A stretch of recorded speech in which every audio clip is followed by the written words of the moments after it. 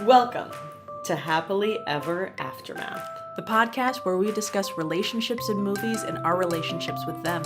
I'm Polina Grunbaum. And I'm Diana Rojek-Sconard.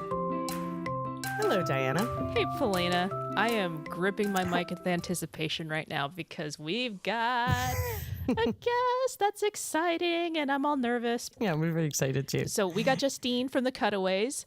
Welcome. Yay! Hi. So happy to be here. We're so excited to have Long-time you. listener, first-time caller. Yay! Yes. We are talking about, well, why don't you let our wonderful listeners know your selection, Justine? Well, wow, let's get into it. I made you guys watch 2001's Josie and the Pussycats. Well, there is no maid. I mean, you brought this in, and you had talked about it a lot, and I was intrigued because my exposure was minimal. How about you, Polina?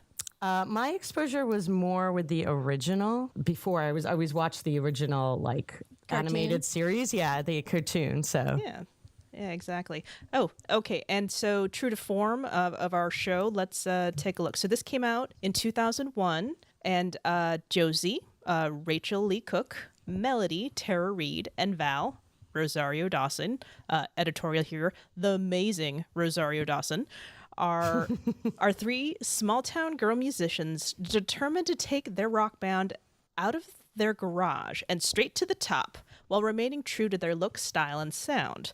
I mean, ordinarily, I'd probably stop there, but I think it's important to let our listeners know that there's other parts of this movie besides just about the group themselves.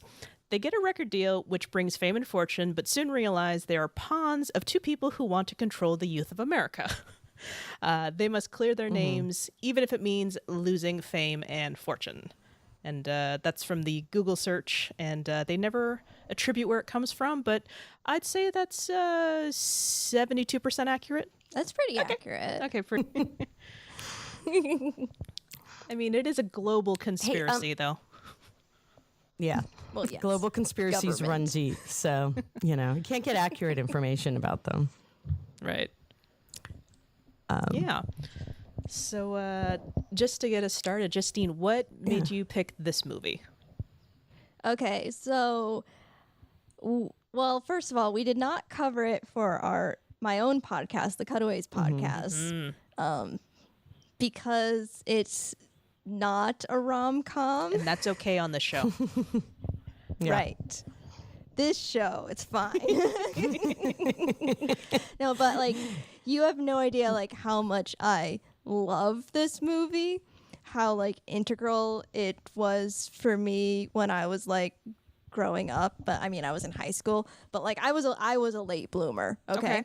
So I saw it a bazillion times throughout the years. I know practically every word. I wanted to be Josie. I hardcore love this movie. Oh my seriously. God.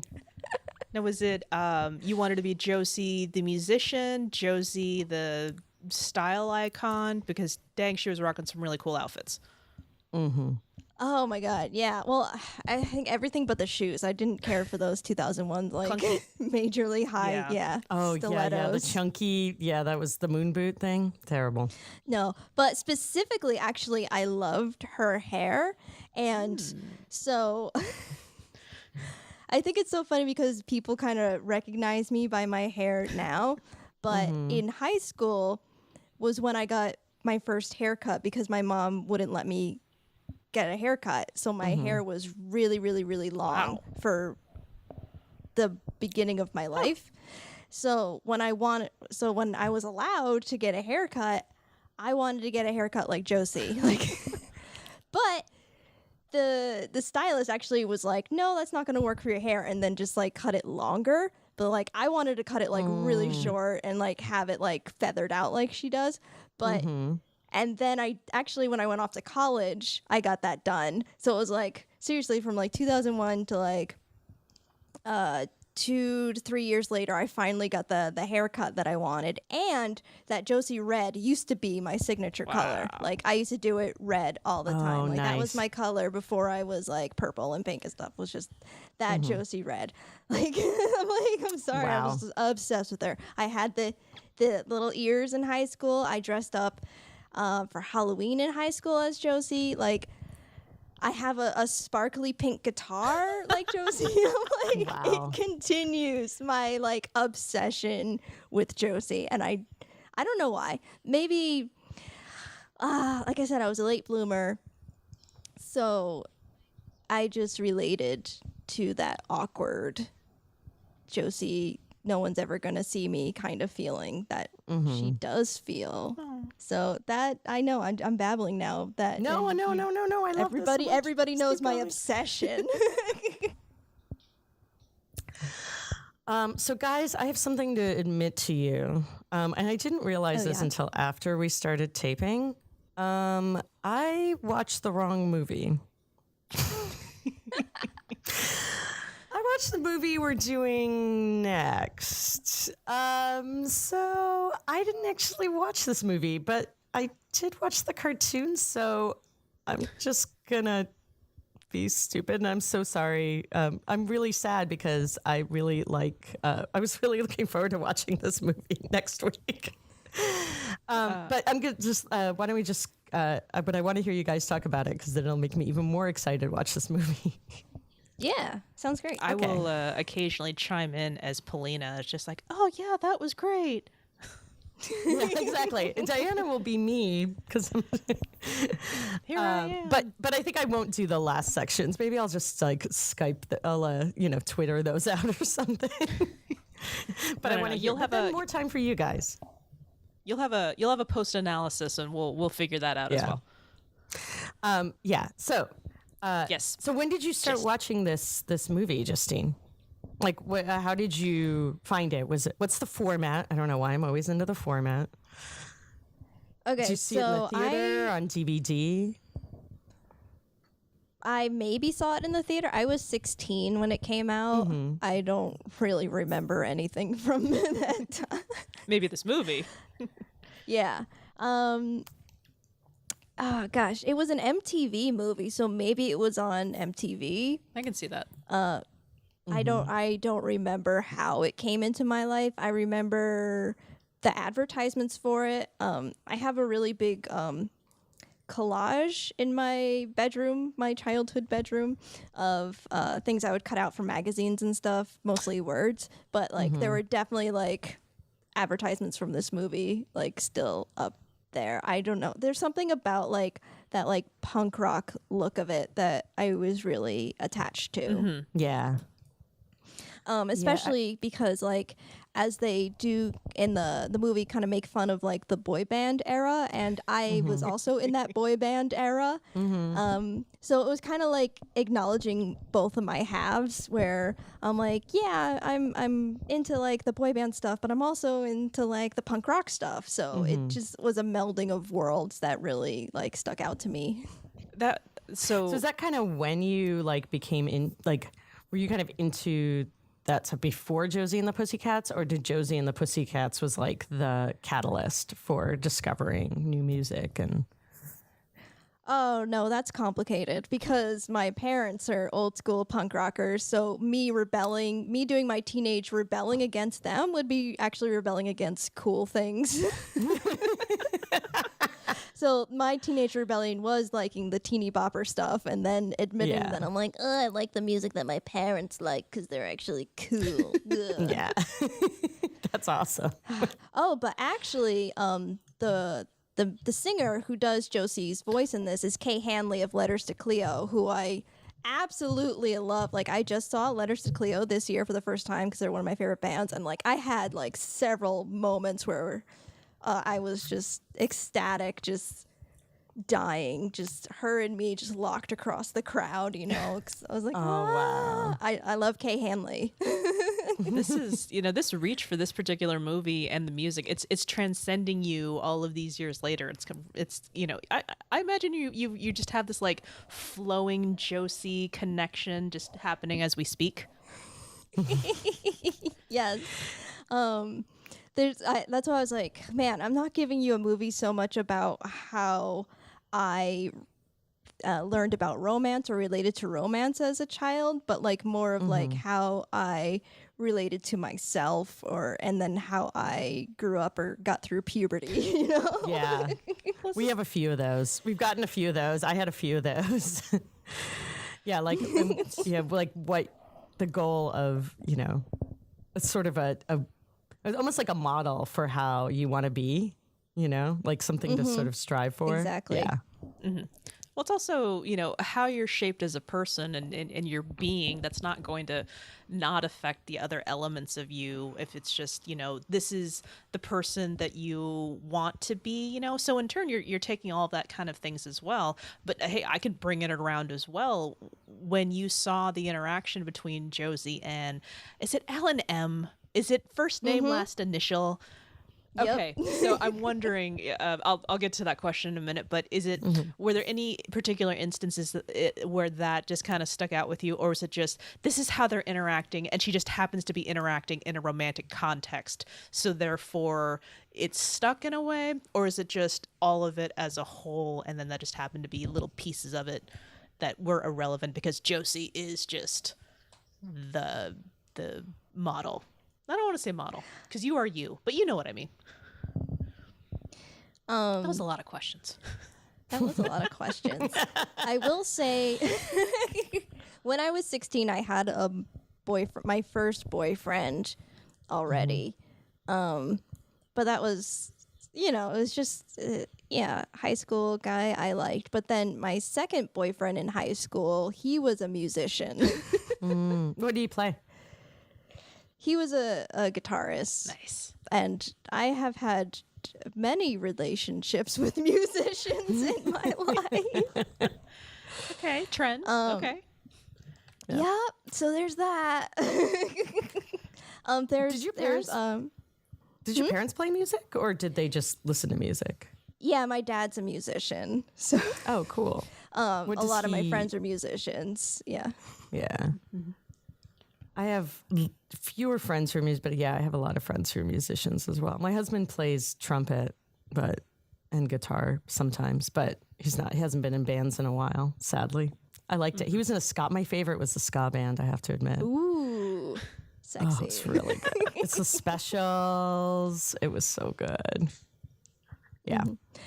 So there's this song in Josie and the Pussycats, and it happens during when Josie gets brainwashed. That song that Wyatt gives her, it's called "You Don't See Me," and you only hear like a little bit in the movie, but like the full song on the soundtrack is one that I would play over and over again when I was feeling especially heartbroken and like, why doesn't anybody like me? Well, you know, so Polina, and for our listeners who haven't, I was just about to ask. So there's it's another movie. In the description of it, it's just they find themselves caught up in this kind of scheme in order to brainwash teenagers, and it's a whole part of it, and part of the story is at the same time they have to break up the band as well, because of course her really good friends can see the holes in what's happening and the schemes. They start asking questions. Thank you. So in turn what they do is just like, well, part of this you have to listen to this new remix, and what happens is that they brainwash Josie as well to basically turn against her friends and make her want a solo career. Basically what a lot of musicians do for real. Oh no, These are terrible people. Yeah, it's super funny because it takes their subliminal messaging in rock music literally. Yeah, it's pretty good. That's pretty awesome. And one of the things I thought was really great is, as I was watching it, it's just they run with it with not subliminal messaging, but just advertising everywhere. So it's like the Target dog is a stuffed animal in a scene, and the Target logo is everywhere. And then there's advertising in 75% of the shots in this movie. Yeah, because it takes place in the future.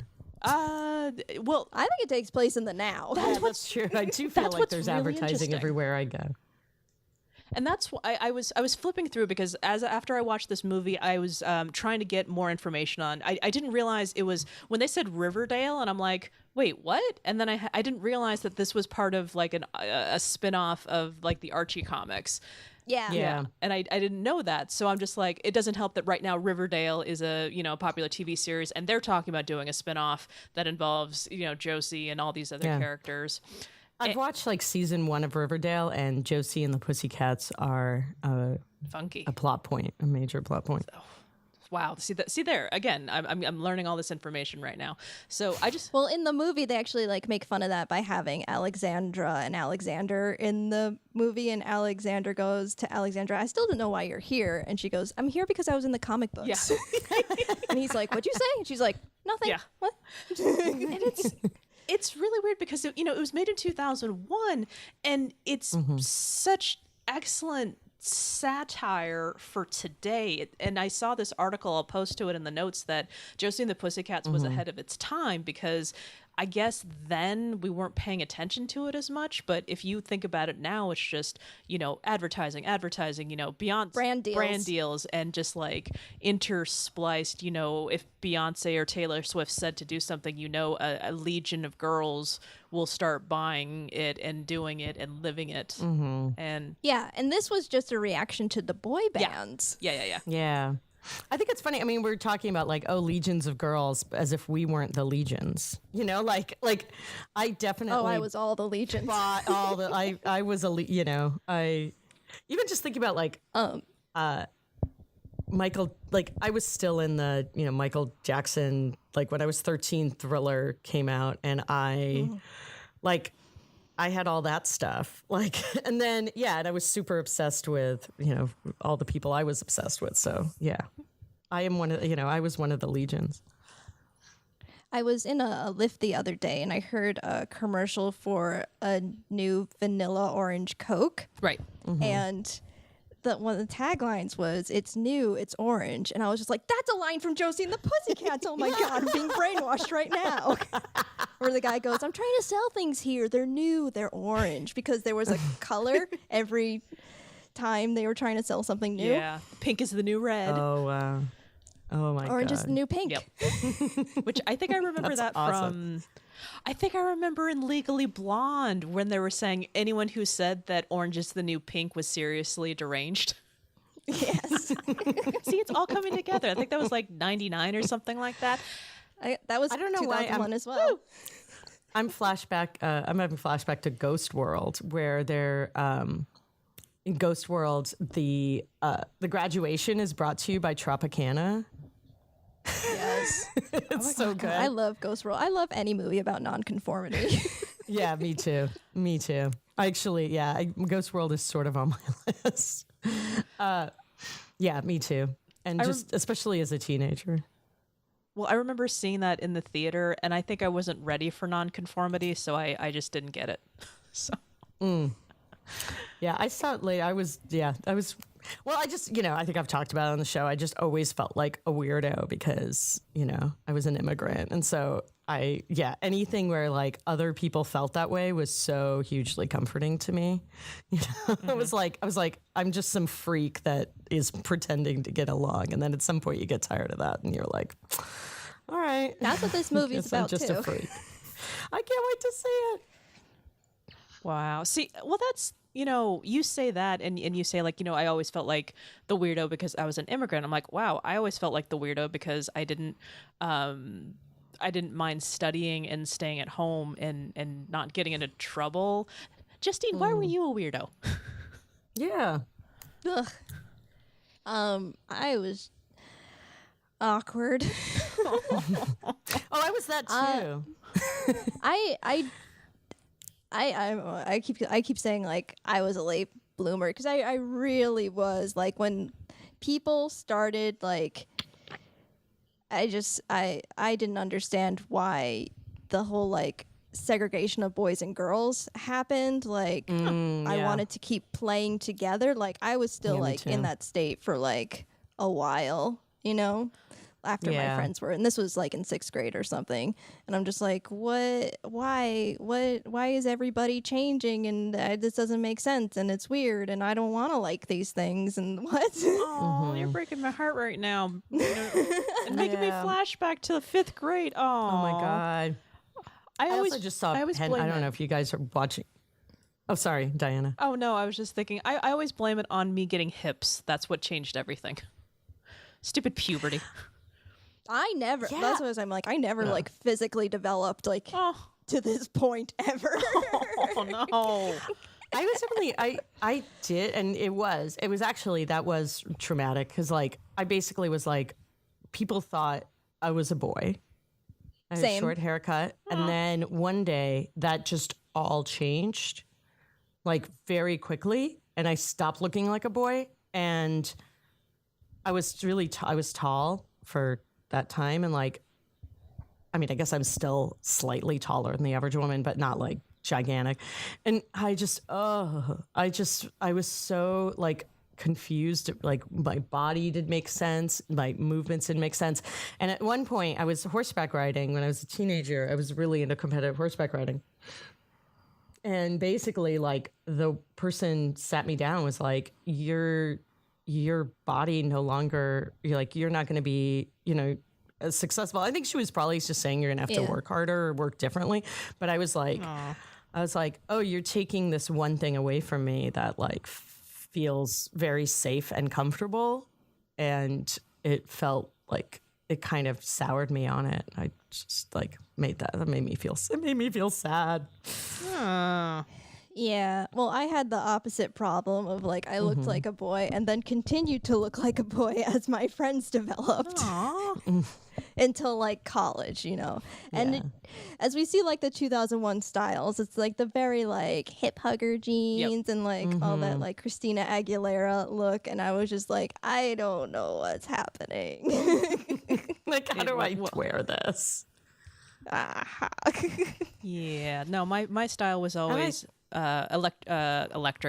elastic waistband. So my hip huggers do that instead. I loved clothes. I loved thrift stores and putting together crazy outfits. That was like my sanity. Anyway. Yeah. So I think the moral of this story is that everyone feels like a freak when they're in high school in all different ways. I hope so. But yeah. And that's what the moral of this movie is. It was these two like high school freaks felt bad about themselves and just tried to take over the world instead. Oh wow, that's actually okay. So Polina, the conspiracy about it, by the way, which is pretty interesting. Okay, I'm going to give mad points to Parker Posey, who is the evil mastermind behind all of this subliminal messaging. The basic plot is that we're trying to get all of these teenagers with their income, their disposable income, and there's a fantastic video with Eugene Levy doing the hello and welcome to this thing. You're probably wondering what you're doing here. And it's explaining the subliminal messaging in the teenage music that they're pushing forward. But then there's also a government agency component to it where they're going to be brainwashing teenagers to conform. But what we don't know is that Parker Posey's character also has her own nefarious plot that isn't really come to play until the very last part. And it turns out she just wants to be loved and pop. She had a lisp in high school. Yeah. Oh my God. Speaking of, so Parker Posey's also in this movie? That's crazy. Yeah. Parker Posey was my, like, I totally wanted to be her. Probably still do, though. She seems sad and troubled. But anyway. Yeah. Oh, wow. This sounds so good. So when you rewatched it, Justine, what was it like? Like, when was the last time you saw this movie again? And did you watch it for this podcast or? Yeah, I watched it for this podcast yesterday, and I definitely hadn't watched it in a while, but still I knew every single word. I was just talking along to it. I was singing along to it. It was I've seen it a million times. I could not watch it and still do this podcast. Oh, good. Make it up for me. Did it feel any, like, just revisiting it? Like, what, did something feel different? Or did you notice things that you didn't notice before? Yeah, I think now I noticed a bit more of like actor things, some things that I hadn't kind of noticed before. I was kind of watching it like as an editor and watching like kind of performance choices. So I thought that was interesting. I really like Du Jour, the boy band in the beginning. Yes. With like Du Jour, Seth. that's genius. The boy band is called Du Jour. Yes, and it's got Seth Green and Breckin Meyer. Like, Oh, God. and they're just like improving, and it's amazing. And I knew all the words to that too. Like, I want to give out a shout out to Du Jour because I believe the director of this one also worked on Can't Hardly Wait, and so Yes. all of Du Jour are also all in Can't Hardly Wait, and it's really cool. I believe it's one of the directors is married to Breckin Meyer as well. So yeah, it's two directors, Yes. the male and female director Yes. who made this movie, and I think that works very well. I listened to a director commentary very, very, very long ago, and I have a little tidbit for when we actually get to the L&M portion of this show. oh, fun. Ooh, Okay, yes. tidbits. The directors and the writers, Deborah Kaplan and Harry Elfont. Yes, pin in that. So did you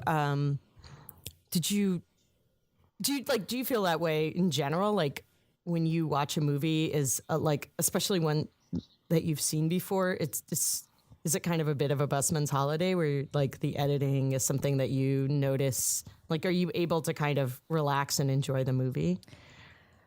Yeah, generally I do relax and enjoy the movie, but yeah, I think if there's a bad edit, which there usually aren't, and they would stick out to me, you know? But this one, I think it's just because I've seen it so many times. I am kind of looking for new things. Yeah. Was it fun to watch again? Oh, yes, for sure. Okay, good. And it was over super quick. I'm like, oh my God, it's to me, it's such a good paced movie, and it's like over in an instant. I just want to watch it again. It was fantastic music. I was really happy about that. And I was worried that Polina might have poked me. She's like, oh, well, you know, this is pretty musical-y. I'm like, well, this particular movie, it's very music-oriented. Aren't you happy I didn't see it so I wouldn't make fun of you for the fact that it was a musical? I love musicals. She does not.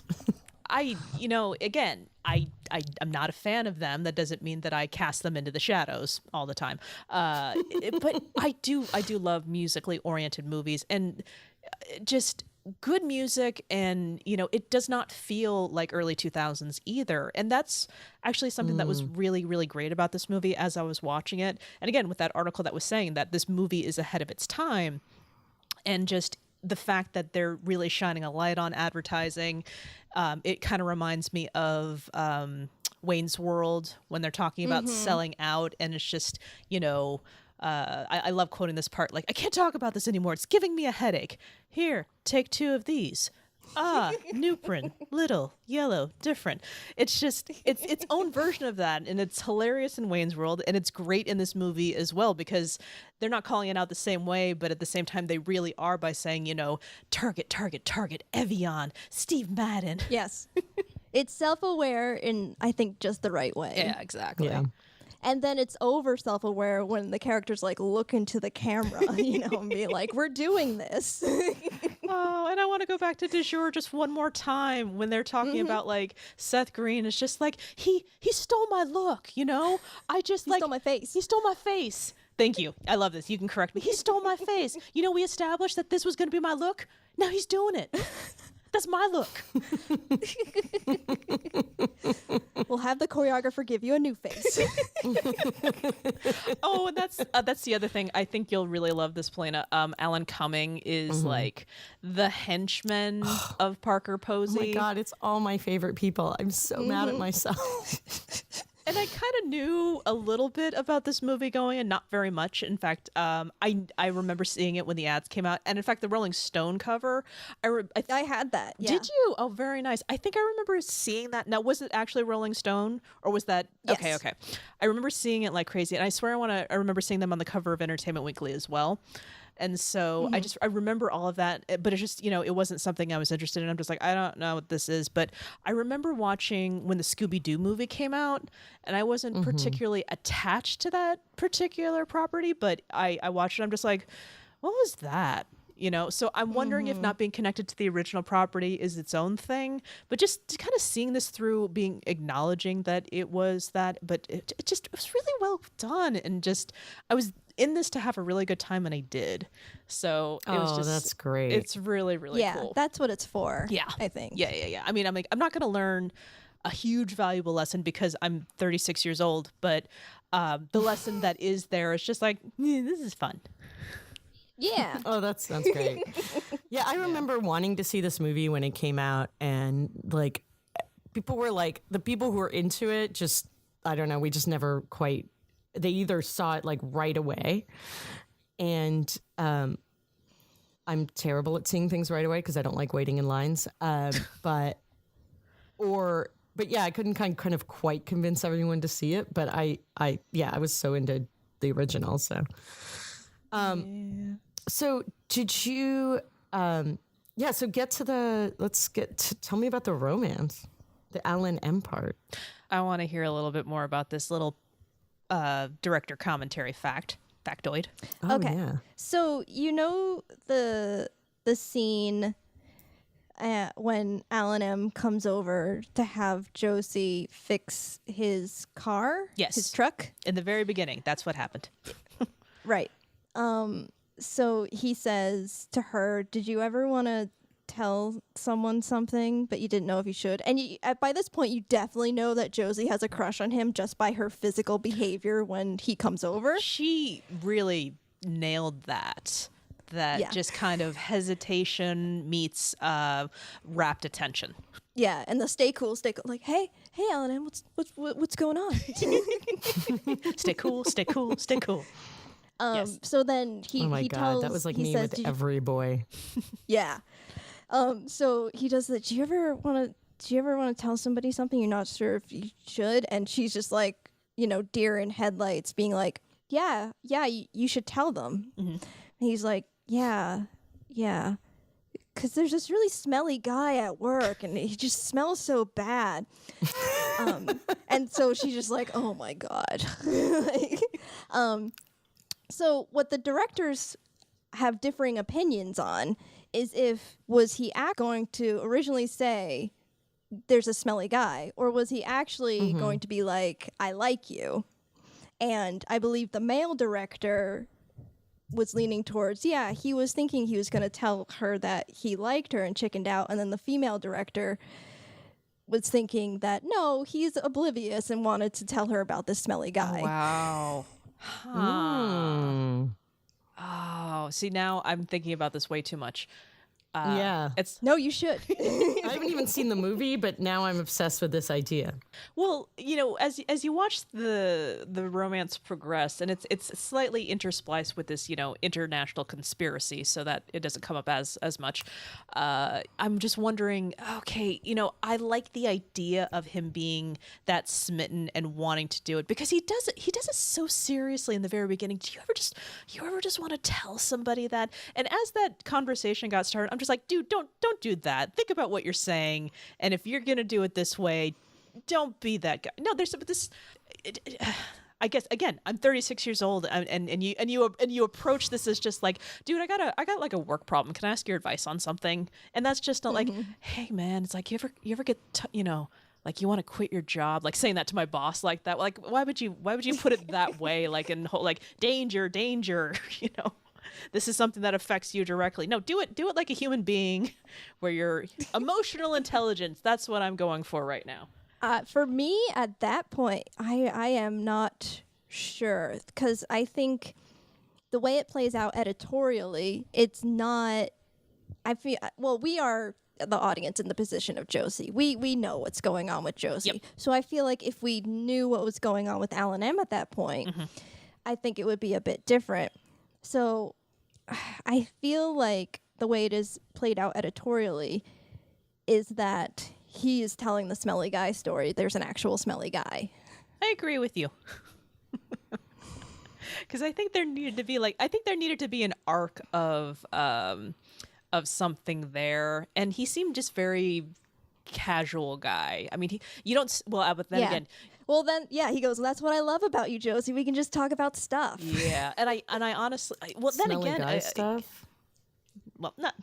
Well, he was fixing. She was fixing his car, which is like another badass trait about her. So that's Alan. Important question, because you said you dated musicians afterwards. Do you think this movie had any particular impact on it, or that's just kind of how it happened? I feel like maybe I dated musicians because I wanted to be one. Ooh, a kind of exposure. It's Wow. Yeah, it's a classic. That's a feminist classic right there. That makes I sense. did the same. Do you, so musician aside, what are your thoughts on the actor that played Alan M, or even the character Alan M himself? So Gabriel Mann, which I will point out to those of you who listen to our show, he's also in The Bourne Identity. And so, I thought that was kind of cool. I'm like, why does this guy look so familiar? Oh, hey, he's a couple episodes back. Bourne Identity, smaller character, but I'll still point it out because it's still a fun fact. I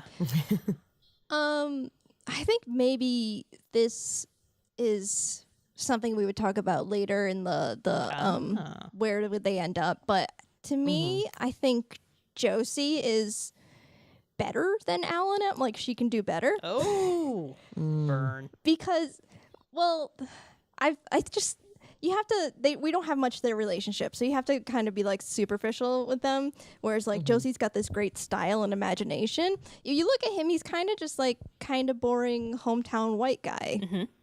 You're not wrong. What's cool about him is that you can tell that he doesn't listen to the pop music because you never see his clothing match the other characters' clothing, which is the visual cue to see who listens to music and who's a nonconformist. So he's cool because he is a nonconformist, but he's still like not original and unique like Josie. Like, he's just wearing his Led Zeppelin t-shirt, whereas Josie is like crafting all of her own clothes, She was. There actually was a part where she was in that really kind of fancy dress for a big event, and then she just kind of made some cuffs for herself to kind of give it her own flair.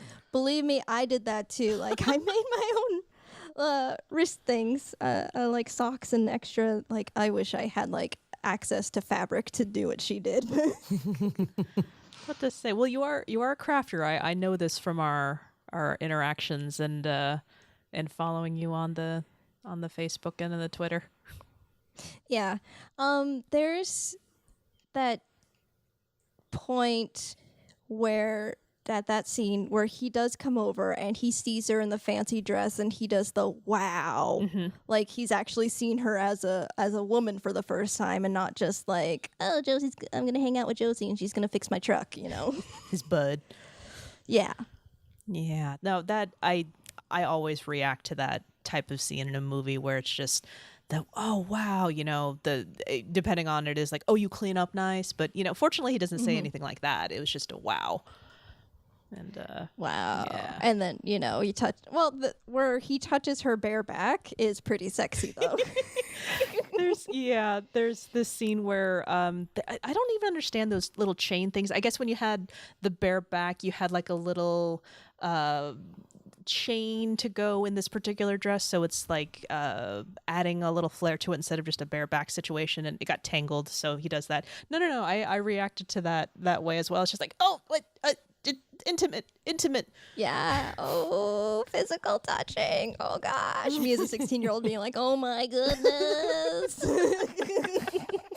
is as hot as it gets. There's something about bare back touching too. It's very, I don't know. Yeah, it's one gets a lot of film. It's a good thing to see in a movie in a weird way. It's like unexpected and always just, it's a little frisson of like, whoo.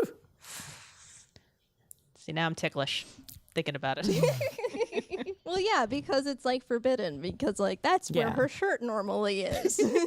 Exactly.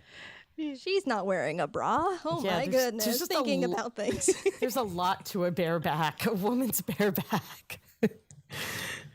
Yeah. I'm trying to imagine a male equivalent like, the suit jacket, but we cut out the back. Consensual or something. I don't know. Hey, back hair. So at that scene, he is trying to invite her he was able to get a gig. Yeah. Playing a bar because he's a musician. And Wyatt is just totally trying to cut out his interaction with her. Yep. It's the only way for his plan to work. Yes. But then at the bar is when we learn that it's not just sexual tension, that he does feel the same way about her, because the title of his song for her is "Wish You Felt the Same." Aww. Okay, now I'm having a moment. So in the movie, they both have the same feelings for each other, but they think that the opposite person doesn't feel the same way. Yeah. Like that's their problem, is they have a lack of communication in that department. Quick question though. Do you know what the ages of them are? Because I'm not entirely sure if they're out of high school. I mean, it feels like they are. Yeah. They are definitely out of high school. Oh, thank goodness. Okay. In the beginning montage, you Right. see them working their many jobs. Right. Now I remember. Okay, now it's all coming back to me, because it's not like blatantly spoken, and for some reason I was thinking of it kind of like a wrong side of the track situation where they also had to work these jobs while going to school, but it's also possible it was summer, so I wasn't fully processing it. But No, I always pictured them as early 20s. okay, no, that works out a little bit better then. That's cool. They also don't have parents in the film, so Right. Yeah, so That's good. they're in theory living outside. Yeah, cool. All right. And probably should mention he does that. What was the name of the song again, Justine? If you only knew. I wish you knew. His song for Yes. Wish You Felt the Same. Wish you felt the same. Okay. So that was his, and you actually see him get sad when he does his gig because she didn't appear because she got tricked into thinking that the gig was canceled. So that happened. But then, did she and get then we tricked don't by? see it oh, because right. she gets brainwashed. Yep.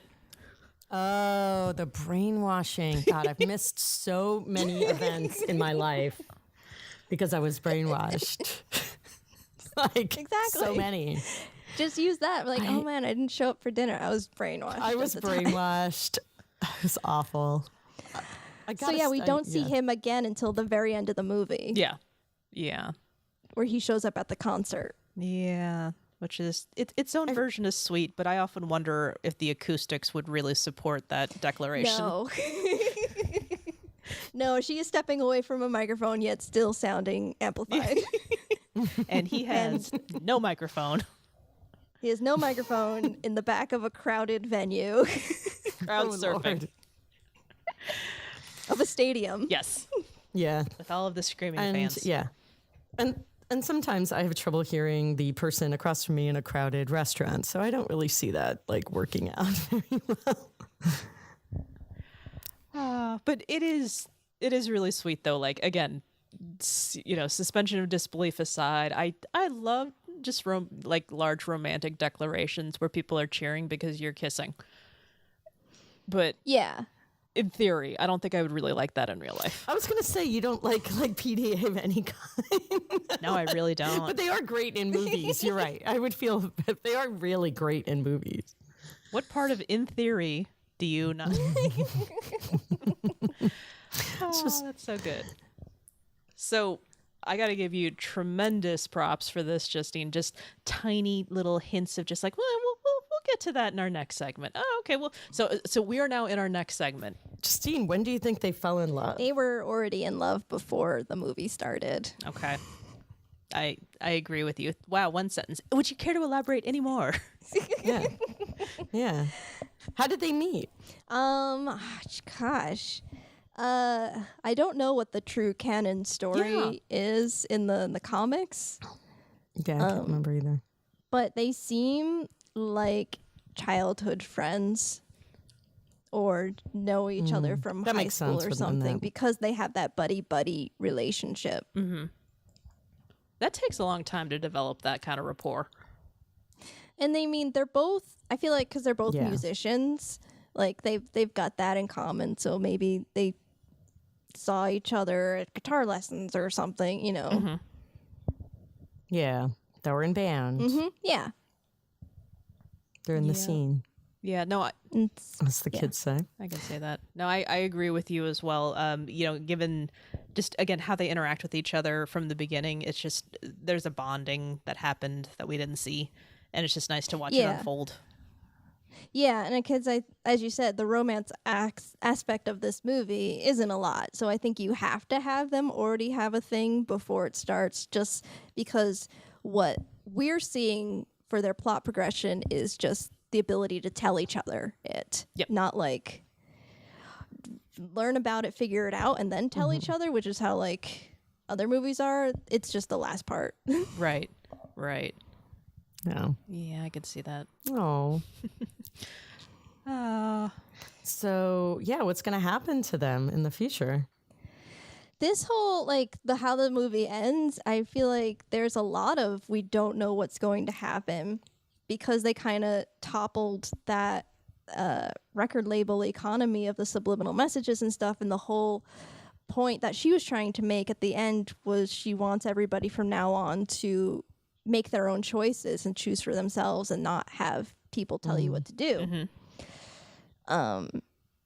And destroyed TRL and all that. Oh my god. Okay. So there's this great scene, Polina, where they have to separate the friends because the friends are asking questions. So Melody, Tara Reid, and Val, Rosario Dawson, are sent away to go on to TRL. And it's just the best thing ever because it's just an empty stage with props of celebrities up, and all of a sudden actually comedian Aries Spears says, "Hi, I'm Carson Daly," and they're like, "No, you're not." But then Carson Daly actually does appear. "Oh, good, Carson Daly, you're here." And then they break out these baseball bats and say like, "Okay, so if we weren't part of this like mega conspiracy to brainwash the masses, this would be totally cool." So they try to kill them in that scene. Yeah. And that does lead to the actual real life romance of Carson Daly and Tara Reid. Which I was wondering if that happened beforehand and that's why Carson Daly was in this, but no, it was the other way around. I thought it was like the funniest thing. It is quite amusing to watch Carson Daly try to kill Rosario Dawson and Tara Reid with a baseball bat.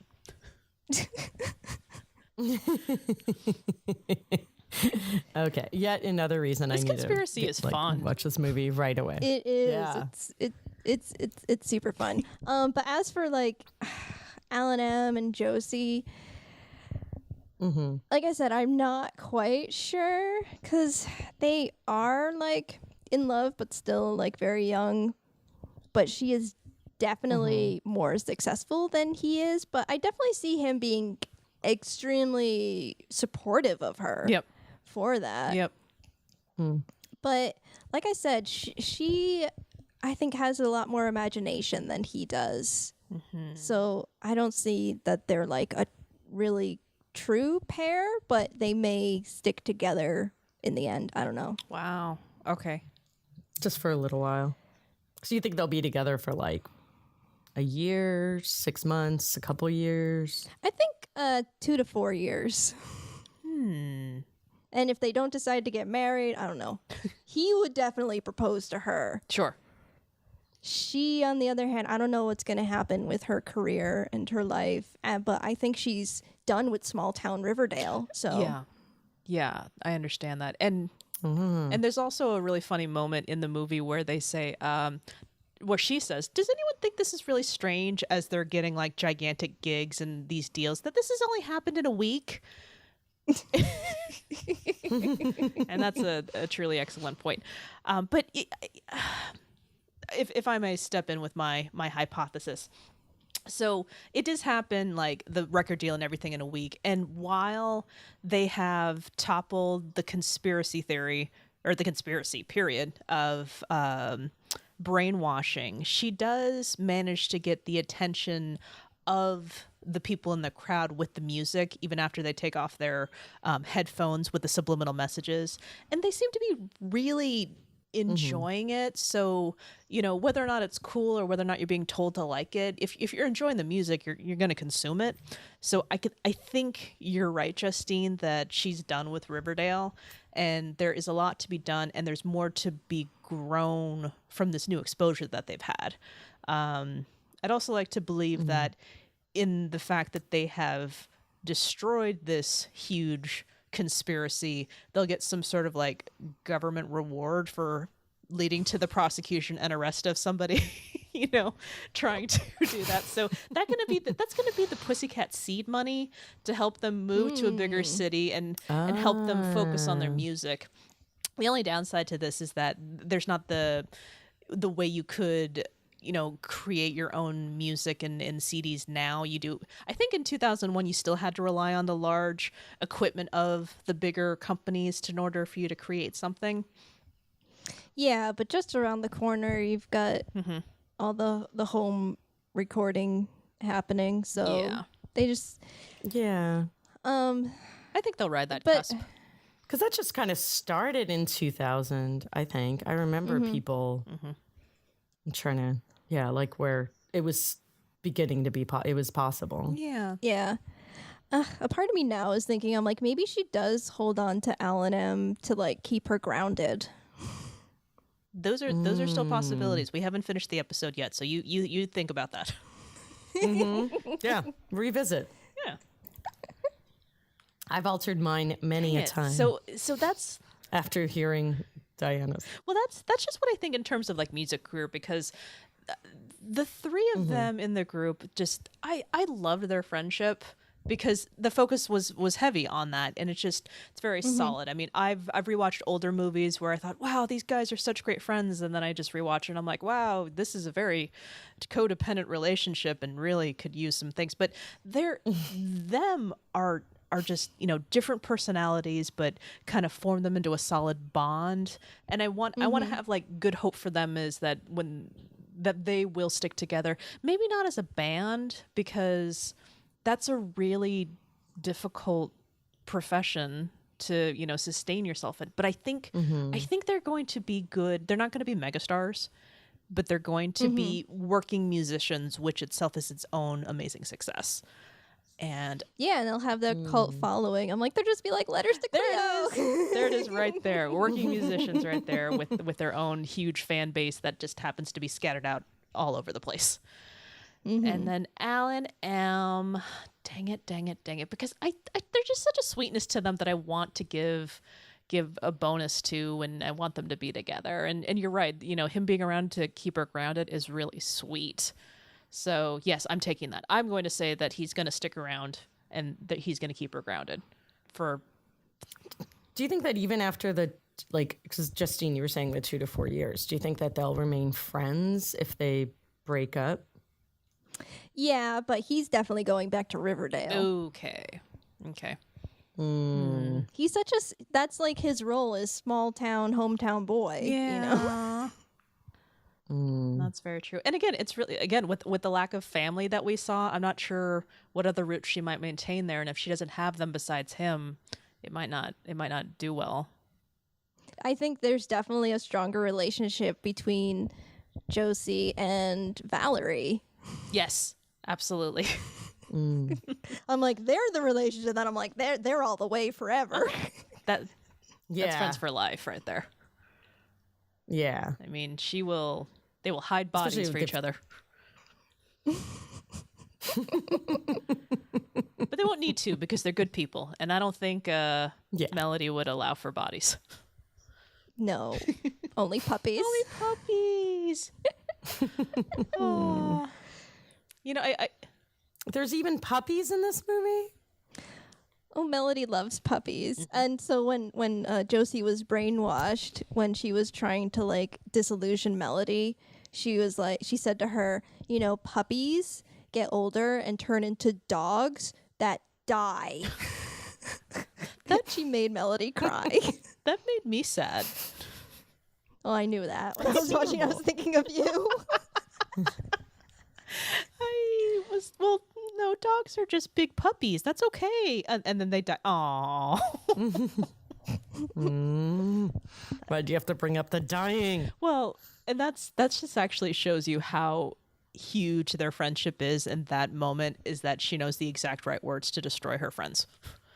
I'm sorry. I'm thinking about saying sad things to your friends. Are you thinking about dead dogs? No, Okay. I'm trying not to Oh. think about dead dogs. I'm thinking about the things you say to your friends because you want to ruin the friendship, and that's sadder in its own way. Oh, just think about the scene where they God. make up and Melody says, if I could go back in time, I'd want to meet Snoopy. Yeah. Oh. Because anything's possible. I mean, I know she's meant to be played for a just kind of, you know, simpler character with just, you know, happy thoughts, but Tara Reid nailed it. I think it takes pretty good talent to nail a character, which is like, okay, honey, it's okay, and not hate them. Because there's the wisdom to her words. Yes. Yeah, exactly. But also the kind of naivete that could be irritating at times. So, yeah, no, this was a really fun movie. Oh. I really Yeah. enjoyed it, and I was just like kind of bopping to the music, enjoying it. Montage is like crazy. So one of the backlashes that they got, that the directors talked about in the director commentary, was that people kind of accused them of being racist. Oh, Because they're like, why are you always outcasting Valerie in all the conspiracy? Like, why is she the one always getting picked on? Is it because she's black? They're like, no, it's because she's the bassist. I thought, well, you know, I thought about it too, because I was thinking about that. Why are they singling out her? I don't really like that. And I was thinking, I think it's because that she's the sharp one, and also Yeah. probably because she has the strongest tie to her. Because in the beginning, where they play their first gig in the bowling alley, and then the quote unquote popular girls come and make fun of them, and there's this scene where she's just, you know, pulling Josie, who's a rock star. And I'm thinking, I think it's because their bond is the tightest, and that's great. It does not help that it is, you know, that she is the only, you know, ethnic character. Well, okay, now I have to think about this for a second. Were there other people of ethnicity? Yeah, The there's bassist thing what's makes his sense. You always leave out the bassist. Yes. Bassist is always on the out. Aw. yeah, that's the musician joke. Ah, dang it! I don't Yeah. know what I'm talking It's about. like you But yeah, in Yeah. You Dujour, never in date the Dujour there was bassist. Donald Faison. Oh yeah. It's all coming back. to But me now. yeah, not a lot of people of color in this movie. It's 2001. That's a really good point. Yeah, that's no good. Yeah. Dang it. Oh well. Okay. Ah, Oh, that was awesome. fun. I really want to see this movie now. I really just, yeah. I'd like the minute this ends, instead of running errands, I'm gonna go see this. I'm gonna see this movie. I could just retell it to you the whole with dialogue and everything. Maybe just yeah, that'd be a special feature. You watch it. Actually, I want to see it, and then I have a feeling I'm gonna want to see it, and then have you act it out. Like, because I'll want this movie sounds like it has everything I like. Yeah. I want to know, Diana, what your favorite Pussycats song was. oh crap. Ah, dang it. See, I don't know them by name, and I'm just trying to think that I was enjoying a lot of them. What was? Well, out of there's the three major ones, right? Yep. There's the one they start with. Yep. That's 3 small words. Yep. There's their hit single, which is Pretend to Be Nice. Uh-huh. And then there's the one that they end with, which is Spin Around. I think I enjoyed Spin Around the most. I think because by that point I was on board with all of them. Well, again, it was really good. Pretend to Be Nice. Of course, I know I'm a sucker for a montage. So, of course, I'm watching that, and they're doing the whole climbing the charts thing, which I think is always a lot of fun. But I think by that point, I was just relieved that there was resolution happening, because like you try to break up the friends. So when they're playing at the end, I think that by then I'm just like happy and relieved, and I'm just, I actually was really curious if that was the intended song that they were going to sing, because they said, we have something new for you. I'm like, well, wait, was it always their intention to sing that there, or were they going to sing Pretend to Be Nice, but then decided to do that song instead? So you wouldn't have to know that, would you? I always think when she says, we've got something new for you, they could have played anything that the people have already heard. It's just without the subliminal messaging telling the people to like the song, that it's going to seem new to them. Oh, wow. Okay. I'm taking all this at face value, and again, I don't know the basis jokes. I don't know. I'm missing all this other stuff, but no, I do like that last song the most. Again, emotionally, I might go back and just be like, oh no, this one has a better beat. They're all good, and it's actually really difficult to find the soundtrack. Really? Yeah. Oh, really? You can't get it on Spotify. Courtney from Chicks with Flicks, she actually has it on vinyl because she's also a huge fan. Wow. Yeah. They actually had a really big anniversary last year here in LA with the reunion of the cast, and I think Kay Hanley was there. Oh. Playing the movie. I didn't get to go, but I will. I think that's where I read the article about, Misunderstood in Its Own Time, because it was also talking about a big reunion. Yeah. I think this movie has a big cult following that people don't know about. Right. And it needs to.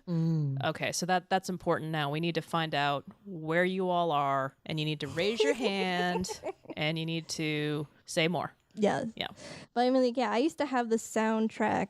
Did I? Yeah, I think I may have like a burned CD somewhere in my collection of like high school CDs that are all just like downloads and rips. Sorry. Heck yeah.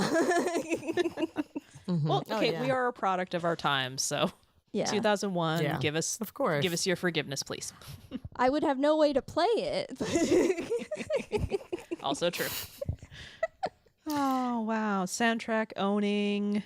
And you can recite the lyrics. This is a movie for your whole being. Thank you for sharing it with us. I am so honored to be able to share it with you guys. It's really special to me, and so are you. Okay, moments right now. I'm all pink. Watching this is making me verklempt. I am so excited to see this movie. Like, it's kind of killing me. Like, I really did want to stop the podcast and be like, I'm gonna go see this movie, and then you guys talk, and then I'll come back. Well, I can't wait to hear what you think of it. I hope that we didn't ruin it or overhype it. No, I don't think so. I think I'm just gonna be just very happy sitting and watching this movie, and I can't wait. It was so great having you on. I'm so sorry I didn't see the movie, but it's been really fun listening to you talk about it and just talking about your experience with it and life and teenage stuff and all that. Oh yeah, for sure. So thank you. Thank you for having me. Yeah, wonderful guest. Thank you. Really appreciate it. And where can they find your amazing podcast and all of the things that you do on the social medias? Of course. I am the co-host of the Cutaways Podcast, where we're watching romantic comedies in chronological order. We are currently on hiatus, returning very soon after having a wonderful rom-com makeover. So hit us up. We'll be right back. And we are at Cutaways Podcast on all social media. And we're everywhere on iTunes and Stitcher and whatnots. And thecutaways.com, which is getting the biggest facelift of all. Nice. Yeah, all important things. Yes. And I will also say that as a proud patron of the Cutaways, I also, if you decide to do the smart thing that I do, you'll also have access to their What Did I Miss series. So that's Yes. covering some other movies. I believe the most recent one was 9 to 5. Yes, Yeah. that one I do with Ooh. my buddy Dan, who lives down the street, who Diana has met. Dan's a great guy. Yeah. Where we're watching movies that we missed on the Cutaways podcast. So that's a special Patreon only, never to be released anywhere else, and it's goofy, and we're just experiencing other movies for the first time, like 9 to 5. Yeah, very cool. You also did, Oh, that's so good. yeah, you did Rhinestone too, right? And Yeah, we've been in a dolly run. Yeah. 'Cause- I'm sure a lot of people would appreciate that. yeah. Oh, yeah. Kind of want to do a dolly run now. Ooh, write it down. We'll talk about it. Yeah. So thank you again. And, for our listeners out there, we're trying to grow our family here. So if you like what you hear, especially with this really cool episode with Justine, she's not on all the time, but you can always tell your friends to find it. You can get a nice appetizer of what Paulina and I are like. And then, can we take your fan base, Justine? Thank you. Yeah. Yeah. Yeah, totally. It's all one big happy family. like this podcast family. I love it. I love it. It is a nice family. Lady Pod Squad. Hashtag Lady Pod Squad. Thank you for that segue there. Yeah, find some other fantastic podcasts by doing hashtag Lady Pod Squad. We're both very proud members, I would say. Yes. Oh my Very God. so. Yeah. And like also really great people and really great podcasts. I know. I've met them. I'm telling our audience. Okay. Not you. and I'm doubling the sound. Thank you very much. Okay. Well, I've said it many times, but I'm just going to thank you one more time, Justine, for joining us. Oh, thank you. Yeah. This was so much fun. This was so much fun. I hope you come back with another movie. I'll try really hard to think of one that you guys haven't done yet. You've guys done so many. Oh, dang it. Okay. We'll slow down for you then. Okay, thanks. Okay. Well, Yeah. Or maybe we'll just revisit. okay. Well, thank you so much for joining us. Bye. Bye. Next time, we will be talking about 1986's White Knights. We got Baryshnikov, we got Isabella Rossellini, we got great dancing, we've got a beautiful city, got an Iron Curtain. What more could you want? See you then.